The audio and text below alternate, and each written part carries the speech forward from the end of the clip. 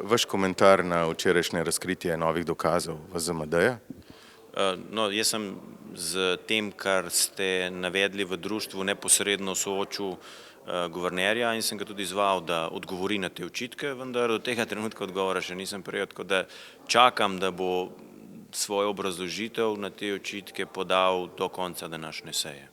Stvari so dramatične, kot sami ugotavljate. Danes so nekateri, oziroma smo nekateri poslanci dobesedno vaše ugotovitve prebirali v sami plenarni dvorani, ampak se pristojni tem stvarem v svojih odgovorih izogibajo, kot da to ni bilo izrečeno. Tako da jaz imam v nadaljevanju še nekaj priložnosti, da se oglasim in bom še enkrat pozval, da ne vendarle te stvari nekoliko pokomentira guverner. Kako bi komentirali včerajšnjo vest strani Slovenskega združenja malih delničarjev glede nezakonite cenitve likvidacijske vrednosti bank?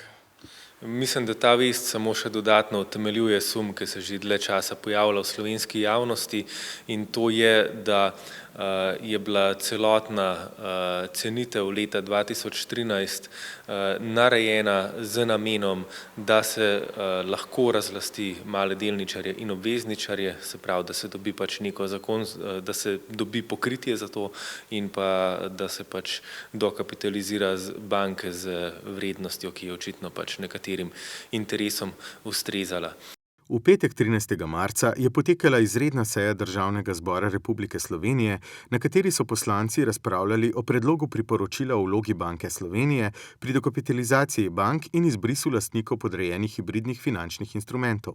Dogajanje na izredni seji so spremljali tudi predstavniki Vseslovenskega združenja malih delničarjev, ki na to problematiko argumentirano opozarjajo že vse od jeseni leta 2013.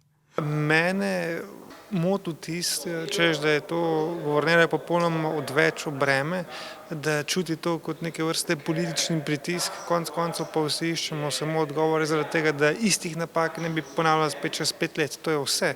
In morajo vsi skupaj razumeti, da je naša naloga, da zahtevamo odgovore, njegova naloga pa je, da odgovore da. Zgodba je zelo preprosta in tukaj ne more biti noben užaljen ali pa nezadovoljen.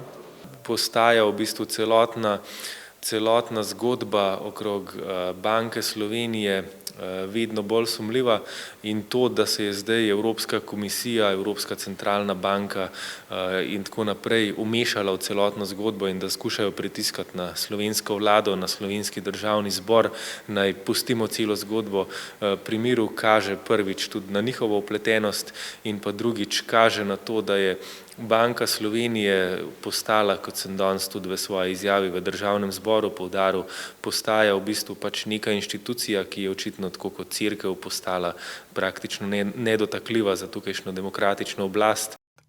Za tokratno sejo, na kateri se je guverner Banke Slovenije dr. Boštjan Jazbec zagovarjal več ur, so strokovni sodelavci v ZMD pripravili tudi strjena nasprotna dejstva k zadnjim navedbam Banke Slovenije z dodatnimi razkritji zavajanj, neresnic in nezakonitosti kot temelja milijardnega oškodovanja Republike Slovenije in njenih državljanov.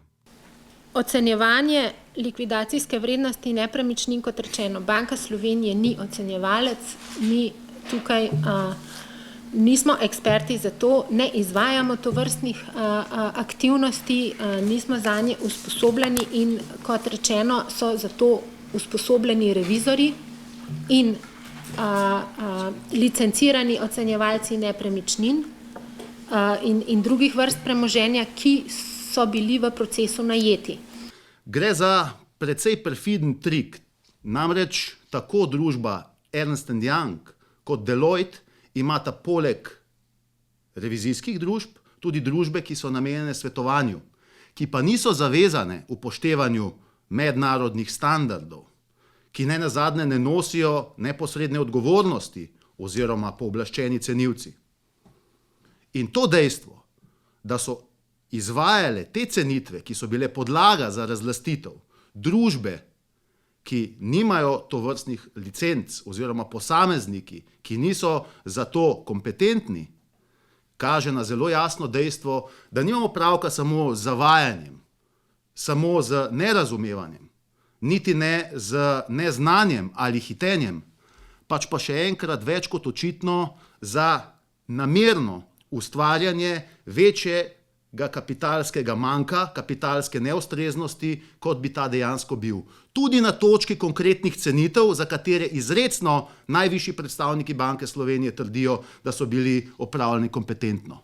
Gre res za enega najpomembnejših vprašanj, pravzaprav v celotni zgodovini samostojne Republike Slovenije. Gre za tako velika sredstva, ki bi zlahka omogočila rešitev številnih projektov, tudi infrastrukturnih, s katerimi se v naši skupnosti soočamo.